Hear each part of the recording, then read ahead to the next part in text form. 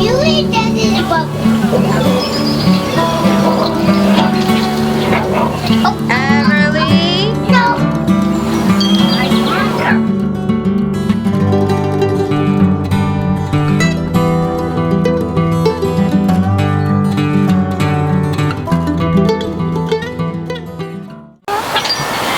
Okay, y'all, this is Kay, Beulah Homestead, and we have lots of help. We are up-potting seedlings. I don't know if y'all are having this problem or not, but last year I started my seedlings in February. It was the first year I really grew a garden like this.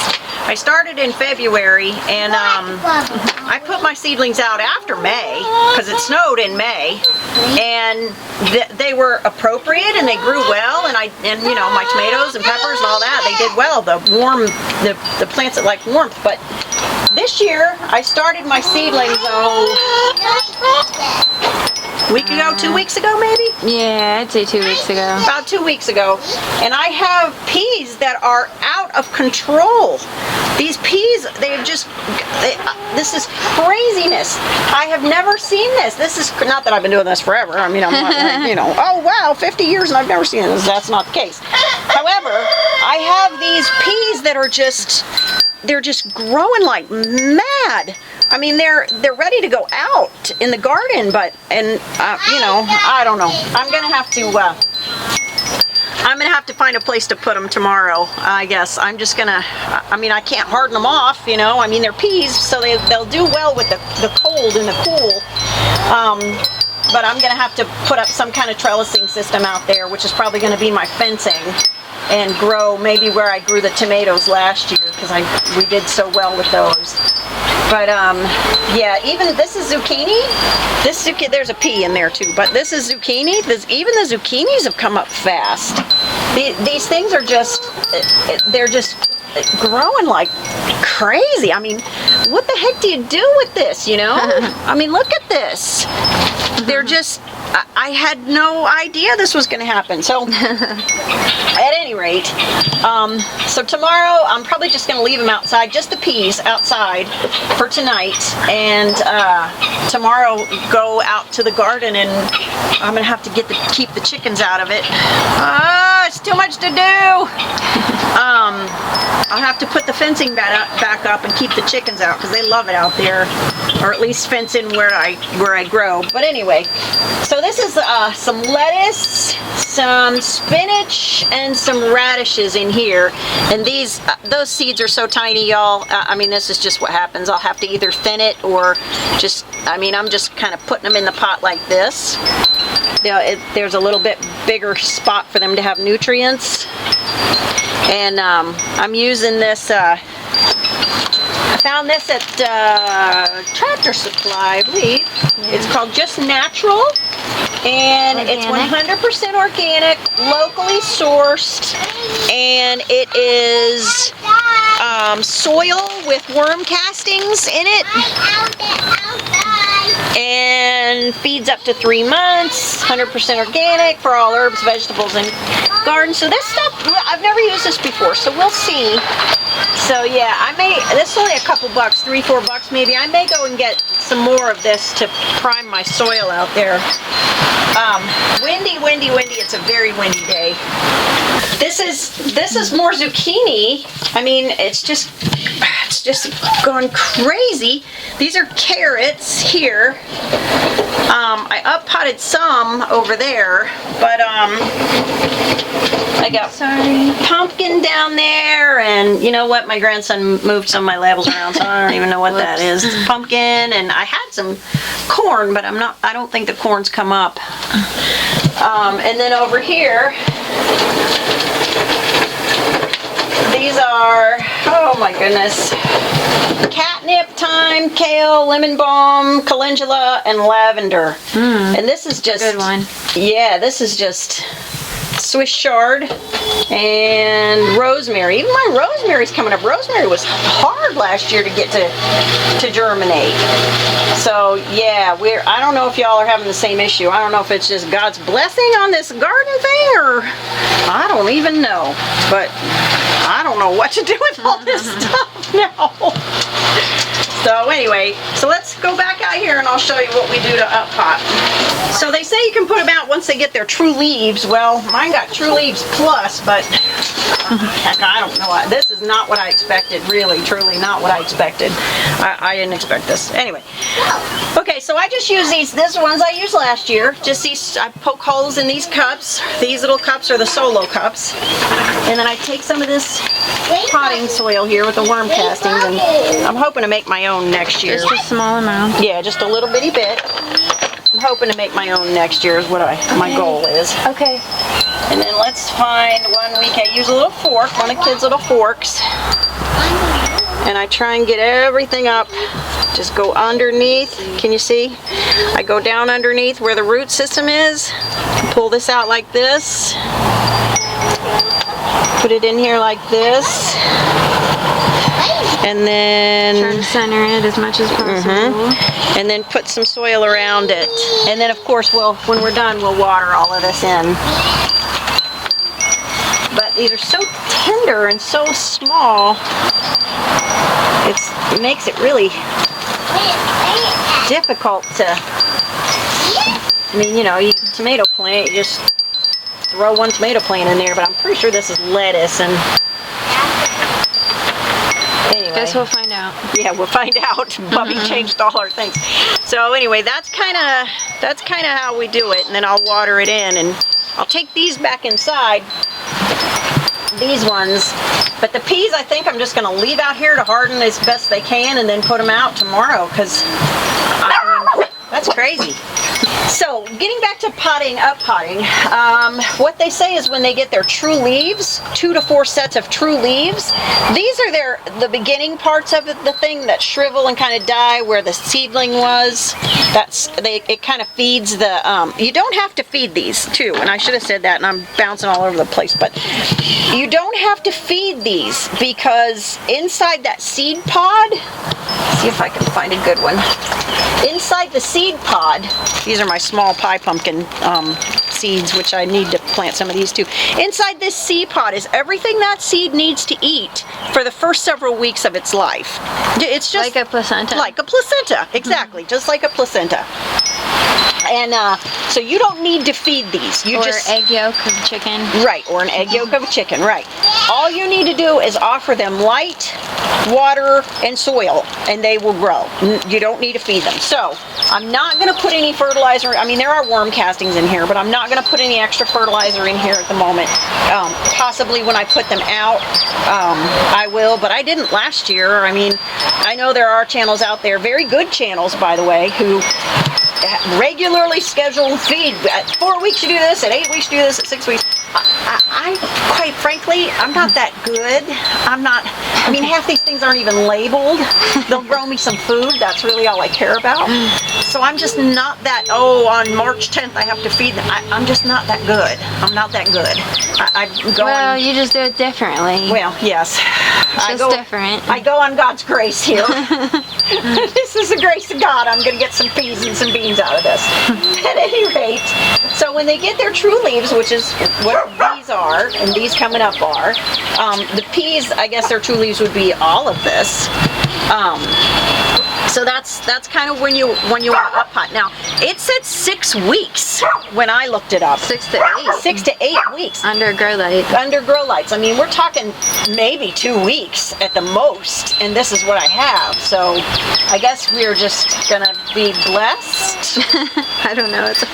We'll see how it all works out, huh? I mean, if I have to restart all the peas because I put them out and they all die, then you know I've got time. I can restart the peas, I guess. So at any rate, that's kind of what we're doing today. Still looking for estimates for the barn. We've had a couple of people come out, actually one person and then one over the phone, and we're still looking at some things we have to do first before that time comes, but we're seriously looking at the barn this year. That's the goal, is to get a barn up. And this is my cherry tree, my dwarf cherry tree, and it's starting to bud out, which I'm really, really, really happy about. Some of the other things are starting to come up. The apple and the peach and the cherry out in the field and the pear are starting to bud out, so I'm happy about that. And some more goals. Obviously, we have to fix the greenhouse. I need to get that done pretty soon. I'm going to have to figure out a way to attach that plastic and get that greenhouse repaired. And then clear the rest of that field so that I can put animals out there. But we'll get there. We'll get there. What I did want to stress to you is there's a lot. I watch a lot of YouTube while I'm doing stuff. I mean, I do a lot of stuff, and I watch a lot of people, and I watch a lot of preppers, and I watch a lot of people who know a lot more than I do, and about a lot of things. And what I'm hearing and what I believe, and based on what I know about the Bible and what I know about the end times, and what I'm hearing is we're in trouble. We're in trouble. There's gonna be food shortages. There's gonna be food shortages. There's probably gonna be some kind of attack, an EMP attack or something, where we're gonna lose power for a while. The speculation is we lose power for 3, 6, 9 months, a year, whatever it is, and then when it comes back up, we have a totally different world we're looking at. And I can't promise you that. I can't give you dates. Absolutely not. I will not give dates, because no way, no how, no way. I've seen too many people get burned with that. And the Bible says no man knows the day or the hour, but the season is what we're supposed to know. And we are in that season. We're in the season. We are in that season. And a lot of people are even saying that the seals are being broken open, And I honestly believe that this place God has given me, even though the road is busy, will be a Goshen. It will be the place where the Israelites lived, that was unscathed by all of the horrors of what happened in Egypt. I believe that we will be a Goshen. I believe that God will protect us, and I can't, God doesn't, I can't be pinned down on exactly what's going to happen and exactly when it's going to happen. I know how God deals with me, and I know how He speaks to me. He speaks inside of me, He speaks in my heart, and He speaks through Scripture, and He speaks through other people, and sometimes through songs, but I know what He's telling me, and I know what this is about. And I am telling you, you don't have to believe me, but put some tuna under your bed, people. I'm telling you, if you can get you some land, get on it and start cultivating it. Start growing things, start getting animals. That's what I've done, and that's what I'm trying to continue to do. If you can't, if you live in the city and you're stuck there or whatever, we've talked about having people come here that are living in the city and that are stuck in situations they can't get out of. I mean, there would have to be a vetting process, etc., etc. But sometimes people that have a lot of land, if I had 100 acres, believe me, I'd be doing a lot more, but I don't have that. But see if you can find a friend or somebody that you can at least garden share, grow some food, come out and help me with my garden and I'll give you some of my food, kind of thing.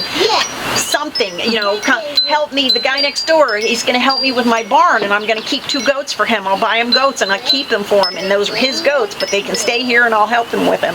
You need to build community. Me and my sister Martha were just talking about this today. Get out there, meet your neighbors, build community. You cannot do this alone. You can't. I can't. It's just me and my daughter here and 2 kids, and we're doing the best we can, but we will not starve. Mimi. What, baby? I will not let them starve. I will not. I may not have this beautifully coiffed place out here, and I may have, dead mums from last year, and I may have a messy front porch, but we're not gonna starve. And I'm telling you, if I can do this, my expertise is nursing. I can deliver your baby. I can do, whatever. I can do that. I can do the medical stuff, yeah. I'm learning a lot about herbs and stuff like that. This is not my expertise. This is something I said we need to do it, and I'm doing it. And if I can do it, you can do it. There goes my guineas running. If I can do it, you can do it. You can do it. So do it. Get a green stalk. This thing was $36. My daughter bought it for me for Christmas. It's beautiful. I love it. $36. And I'm going to put some soil in it. We're going to grow some strawberries in there. For less than $100, we will have fruit. We won't get scurvy. We'll have vitamins. We'll have vitamin C. And for less than $100, I know people who spend that in 2 days eating out. Yeah. Anyway, don't eat out. don't do, and I didn't mean to go on this rant. This was supposed to be a short video, but don't eat out. Do not go to Disney. And Disney, I don't care if you like me or not. I don't care if YouTube hits me or not. And by the way, we have been unsubscribed from my channel. And I believe it's because I really say the name of Jesus. And, you know, you can't say it too much in my opinion, but Disney has done some things. Just look it up. Just look it up about what Disney has done. They're Luciferian. They are evil to the core. Do not take your children there. Do not spend thousands and thousands and thousands and thousands of dollars there. It is an evil entity, and it is indoctrinating your children into things that God is completely against. Anyway, and there's a lot of things like that too. It's not just Disney. It's Nickelodeon. It's, you know, the school system. It's, yeah, I am on a rant, but anyway. So please just grow some food. Get some cans of sardines, $1 at the dollar store. Get some sardines. Actually, 84 cents. 84 cents. It may not taste great, you may not want it, but it will keep you alive. You and your children will not be going to a FEMA camper, riding down the road trying to steal food from people who have already prepared or whatever. I don't want to see your children starve. I don't want to see anybody And if you're starving, you're going to do things you never thought you would have done. Absolutely you will. Absolutely. Absolutely. And you know what? You say what you want to about this. YouTube, you can say what you want to, but it is in the Bible. They ate their children. They ate their children. Who's they? They were besieged. The Israelites were besieged, and they had no food, and this was before they got carried off to Babylon, and they literally ate their children. And please don't get in that situation. Just buy some tuna. Just buy some tuna. So that's my impassioned plea for today, and a little bit about up-potting seedlings. So anyway, all right. Hope YouTube doesn't nail me to the wall for this one, because I got 300 subscribers, which I am blessed to have every one of you. And people are getting unsubscribed. It absolutely blows my mind.